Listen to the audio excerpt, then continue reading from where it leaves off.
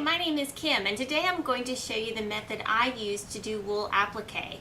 I'm going to demonstrate by working on a penny for my Happy Everything rug. I think I'll do this little chicky one right in the middle. Well, what you need to do to start out with is get some wax paper. This is a flat kind that I like. It's something made especially for quilters, although you can use the wax paper like you buy at the grocery store. Take a fine tip permanent marker and then just trace your design onto the paper side of the wax paper.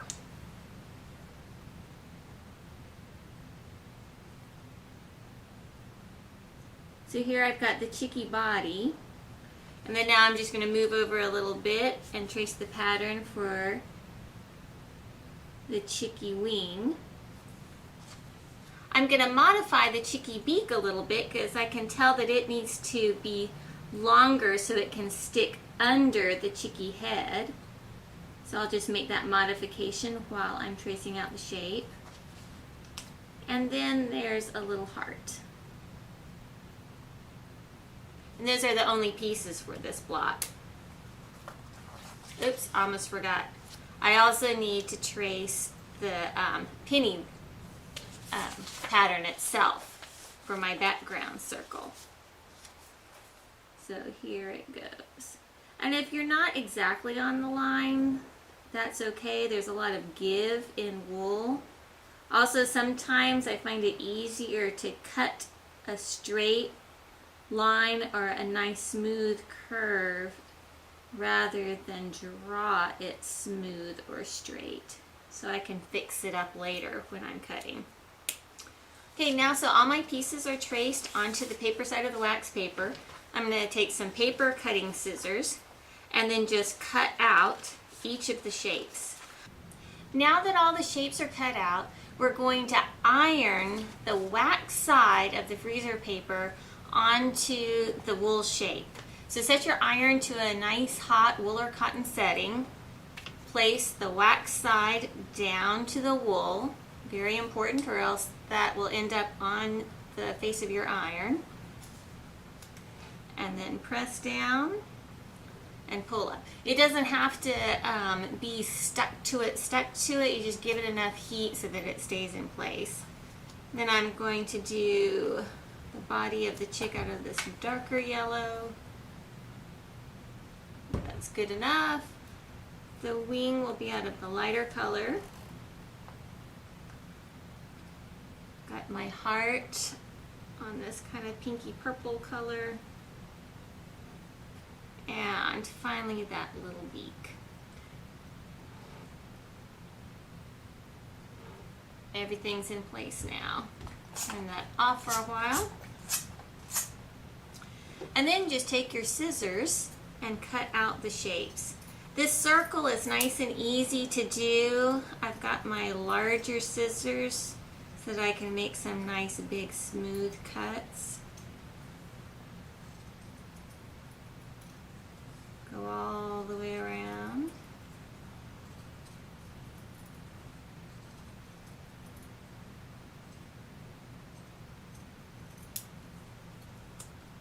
Very nice, and then I can just peel it off.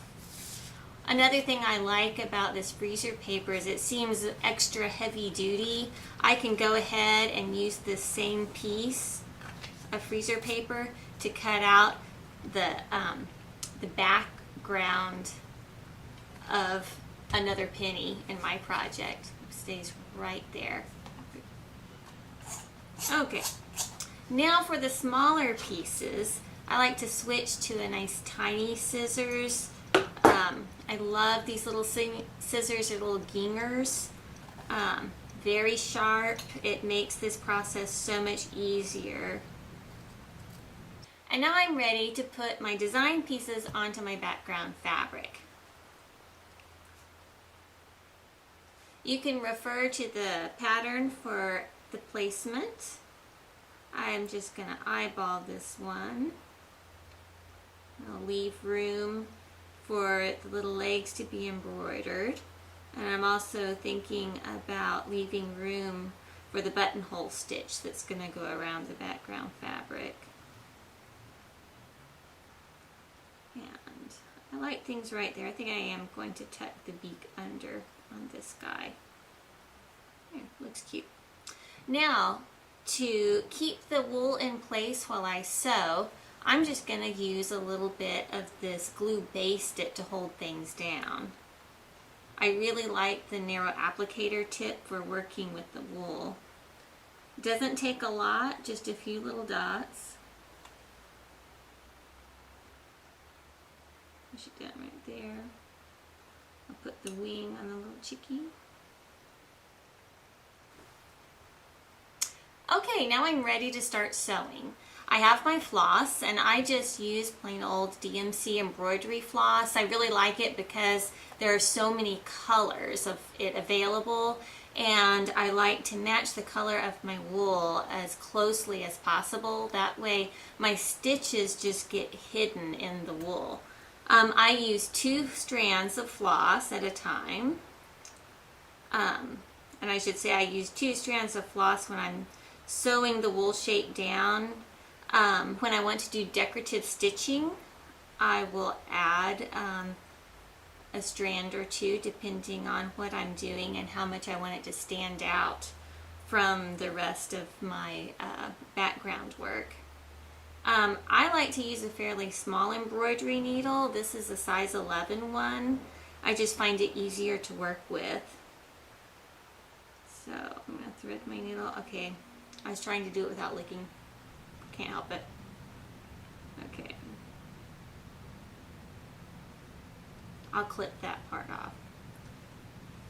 Thread it. Make a little knot at the end. And I'll clip that yucky part off. There we go. Okay, I just whip stitch around my piece. And I use, you know, the kind of the stab method. I'm going to come up in the body of the shape. I always work from my design piece outward.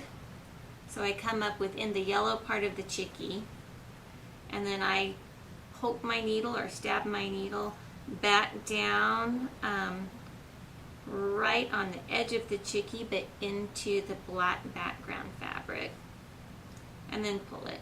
You don't want to pull it too tight or you'll have puckers in the fabric, and you don't want to leave it too loose or you'll kind of see puckers in the thread. And this is a pretty small design, and so I keep my stitches pretty tightly together, maybe a 1/4 inch apart. I'll show you the whip stitch from a slightly different angle. I don't want to start at this little corner because it will shift a bit. I really kind of want to work to that corner. So I'm going to poke up along the straightaway to start. Then come right back down into the black. Again, tiny stitches since this is a tiny shape.